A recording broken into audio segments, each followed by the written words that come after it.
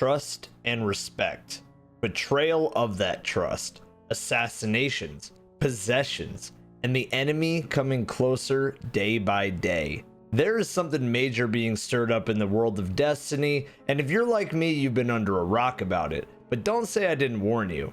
Let me introduce you to the brand new strike, Proving Grounds. Now, like I said before, if you're like me, you may or may not have been fully understanding the current season of Destiny 2 Beyond Light, Season of the Chosen. But if you've been reading the lore, you know this season's impact is nothing but astounding. So let me be your guide to understanding what the hell this one was all about. Tinfoil hat strapped on, like and subscribe, and let's get down to business with this one.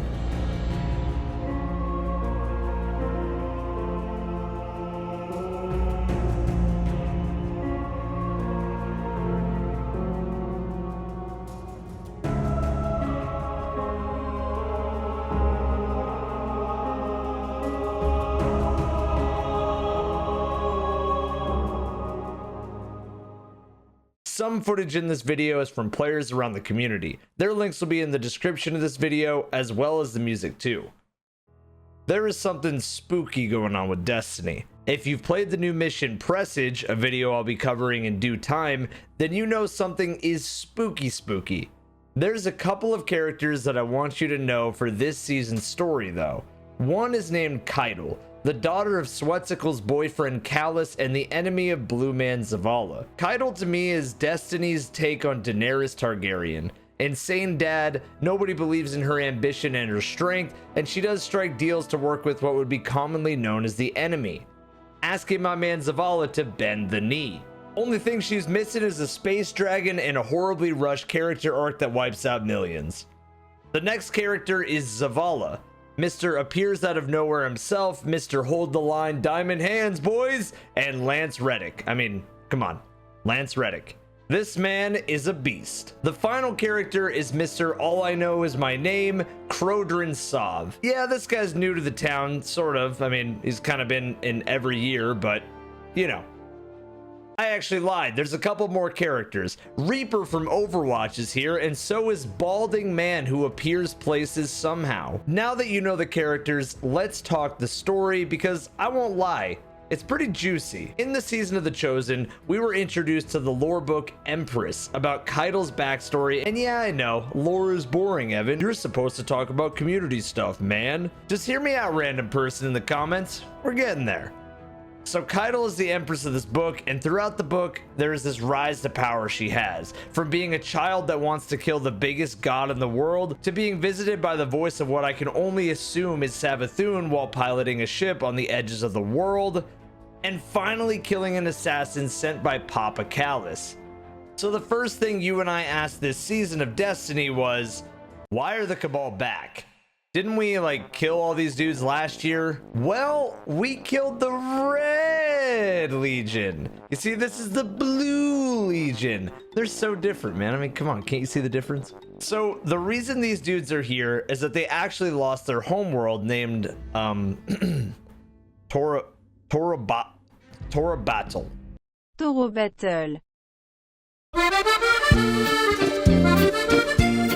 Yep, that's the one. How did they lose it? Our good friend Xivu Arath and her sister Savathun possessed their war general named Umunn, and after Caiatl, quote, split her in half, a portal opened up and corrupted the whole entire world. Oh, yeah, that's pretty juicy.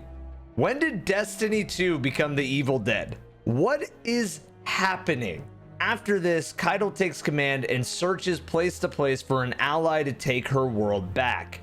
So, you know, she lands with us, of course.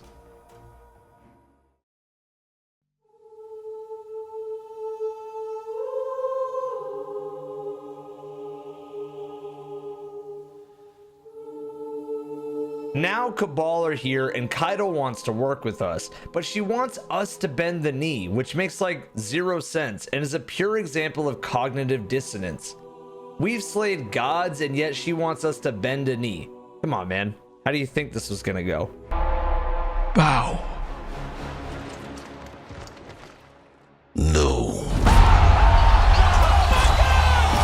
So while that's going on, Crow is hiding his identity because Zavala still hates Uldren for very obvious reasons. Osiris is trying to take Crow under his wing and give the lad some pointers, and he keeps teleporting place to place like Osiris does. Reaper from Overwatch 2 doesn't like that the Blue Man's group lead is thinking of working with the Cabal, especially since we blew them out of the sky before. I think I'm with Reaper on this one, but I don't write the game, so I get no say. So after some battlegrounds to prove our worth, even though, like, yeah, I mean, come on.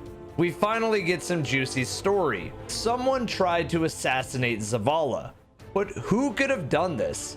Was it Uldren playing under the false guise of Crow? Was it Reaper remembering that Bungie forgot Rise of Iron even existed? Osiris eliminating other bald characters? Caiatl trying to pull a Game of Thrones Season 1 Episode 2? Yes, I'm gonna make you remember the good parts of that show. Or was it somebody else? Well, it couldn't be the Crow, as this cutscene shows Crow saving Zavala and the lore indicates he has good intentions. Osiris was mad at Crow for being detected, but commends him for his bravery, so it's probably not him either. Reaper did grab the assassin afterward, and Batman tortured him by hanging him off a cliff, but couldn't get answers, so he dropped him.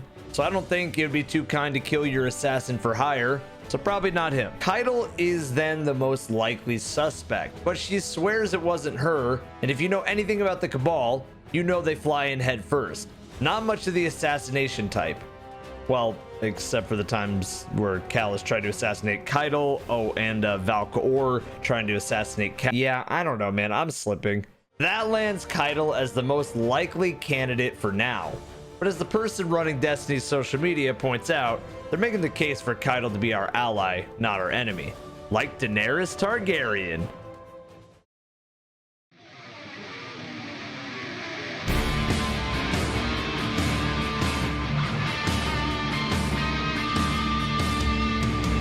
This leads us to the new strike in Destiny 2, Proving Grounds, where we're supposed to be scared of the Cabal champion. This strike is pretty story driven, just like how the Festering Core was. In this, we learn more about how the Cabal lost Torobatl, how they fight to the death to determine champions, how the tank is a living self-sufficient machine like the Leviathan was, and how it's her best versus our best. The strike offers some glorious views, some memorable sections, and a pretty damn cool final boss with some metal remix Cabal music. I don't think health gating is written into the story, so I can speak on opinion for this one. Get health gating out of strike bosses. It's slow for no reason and is boring on any run that's not the first. Anyways, after the Cabal champion, Ignovoon, I swear to God I probably said that so wrong, gets the sauce, we are met with probably the best cutscene Destiny has had in a long time. Caiatl gives herself tetanus and tries to give a Wolfpack handshake, but right when everything seems to have worked itself out, god damn it, another Psion took a shot. It even hits Zavala's ghost.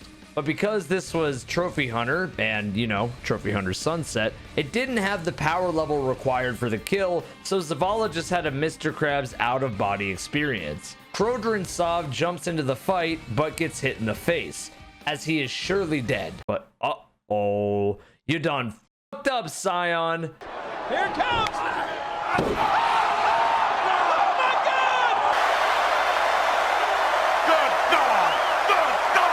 He's dead. Well, somebody stop the damn match!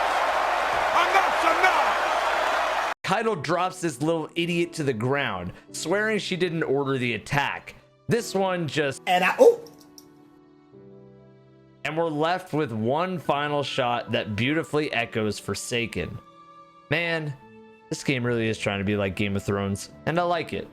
That's not a knock on the story, that's just a compliment to the game. The final piece to the story is Caiatl calling for the traitorous Psion to get the... Wait, did she just shoot the Trophy Hunter Psion in the face? Yeah, I'm sold on this storyline. Zavala trusts Crow, Caiatl trying to be our ally, Reaper not liking her still, Osiris locating the nearest Bosley bottle, and us waiting to find out if the attack was from an unknown bad guy. I still think it's Osiris, but what do I know? Well, after some more research and later into editing this video, I think I know who called the hit. You remember the sister that decided to crash the Almighty into the tower? The final sister of the Sundial seasonal activity from last year? Yeah, I think it's her. Amtech. Trying to stir up some shit as always, bro. Not as cool as finding out it's Osiris, but I think we may kill her at the end of the season or something. Either way, you may be wondering, where does the story go next? Well, I think there's a bunch of different paths, and yeah, the story is a bit predictable in a sense, but my guess would be the story lands something to do with the Vex next season, since, you know, Vault of Glass comes back. We now have a Cabal allied to fight against the Witch Queen one day, and I think that's pretty cool. Just like, hopefully you found this cool to get some clarity and closure on what happened in the season of The Chosen. I mean, last season was just Crow is back and you gotta free him for 3 months, so we only went up from there, right? Anyway guys, if you did enjoy this video, a like would be greatly appreciated, as well as a subscription. Let me know if this is something you'd like to see me cover more. I feel like I'm with you guys on not always knowing the story of Destiny, but it's cool to learn it and break it down in a simple way we can all get. Remember, you can follow me on Twitch where we make all the juicy content. You can sub to my second channel where all the live stream content goes, and you can come hang with me on all the socials. Enough shameless plugging. Enjoy the bloopers, you wonderful looking person.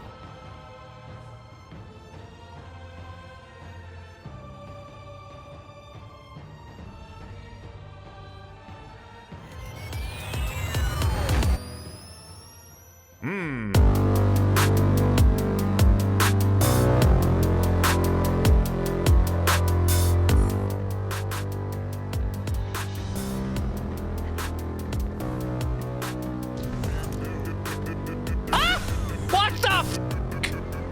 Bungie, your new strike is broken, bro!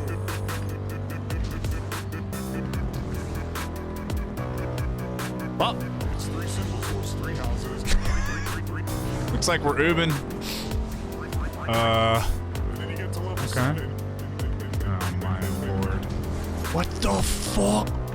What the fuck, bro? Was that a tank?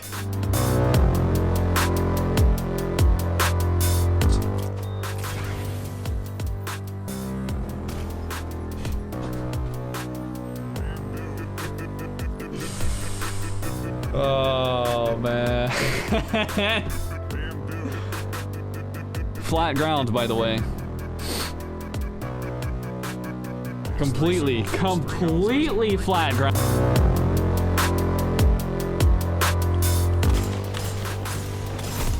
No! I can't buy any fucking...